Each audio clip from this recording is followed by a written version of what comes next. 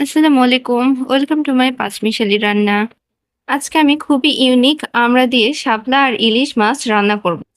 এইজন্য শাপলার ডাঁটার আঁশগুলো ছাড়িয়ে শাপলাগুলো এইভাবে কেটে নিয়েছি।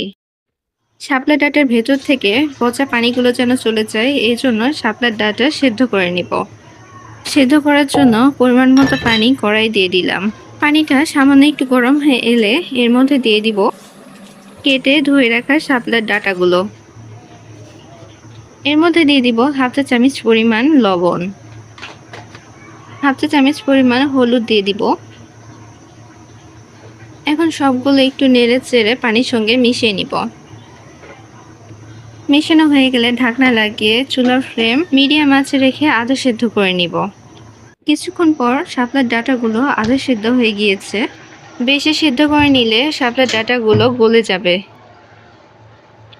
ডাঁটাগুলো একটা স্ট্রেনারে ছেঁকে পানিগুলো ঝরিয়ে নিব। ওই কড়াইয়ের মধ্যেই কিছু পরিমাণ তেল দিয়ে তেলগুলো গরম করে নিয়েছি। আমি একটি ব্লেন্ডারে আদা, রসুন আর পেঁয়াজ ভালো করে ব্লেন্ড করে নিয়েছি। আপনারা চাইলে শিলপাটায় বেটেও নিতে পারেন। এই পেস্টের মধ্যে দিয়ে দিব হাফ চা চামচ হলুদ।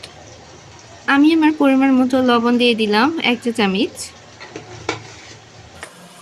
1 চা চামচ গুঁড়া মরিচ দিয়ে দিলাম। 1 চা চামচ ধনিয়া গুঁড়া।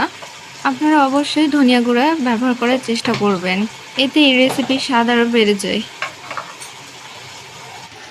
সবগুলো মশলার মধ্যেও আদা সেদ্ধ করে রাখা শাপলার ডাঁটাগুলো দিয়ে দিব। আমি একটা আমড়া এর মধ্যে দিয়ে দিব। বরিশালে কিন্তু শাপলার সঙ্গে আমড়া ব্যবহার করা হয়। আপনারা কিন্তু এটা অবশ্যই ট্রাই করতে পারেন। মশলার সঙ্গে শাপলার ডাঁটাগুলো ভালো করে নেড়ে চেড়ে মিশিয়ে নিব। মেশানো শেষে ঢাকনা লাগিয়ে কিছুক্ষণ কষিয়ে নিব।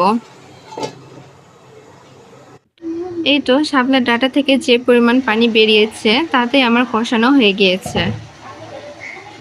এর মধ্যে দিয়ে দিব ছোট ইলিশ মাছ। মাছগুলো আমি ভেজে নিয়েছিলাম। ঝোলের জন্য আমি এখানে পরিমাণ মতো পানি দিয়ে দিলাম। আপনারা আপনাদের পরিমাণ মতো পানি দিয়ে নেবেন। পানির সঙ্গে মশলাগুলো নেড়ে চেড়ে একটু মিশিয়ে নিব। মেশানো হয়ে গেলে ঢাকনা লাগিয়ে হাই ফ্লেমে কিছুক্ষণ রান্না করে নিব। এই তো আমার রান্না প্রায় শেষ। আপনারা আমড়া দিয়ে এভাবে অবশ্যই একবার হলেও ট্রাই করবেন, এতটাই মজা হয় এই তরকারিটা। সুন্দর ফ্লেভারের জন্য এখানে আমি জিরা গুঁড়া দিয়ে দিলাম। গরম ভাতের সঙ্গে এই রেসিপিটা একেবারে জমে যায়।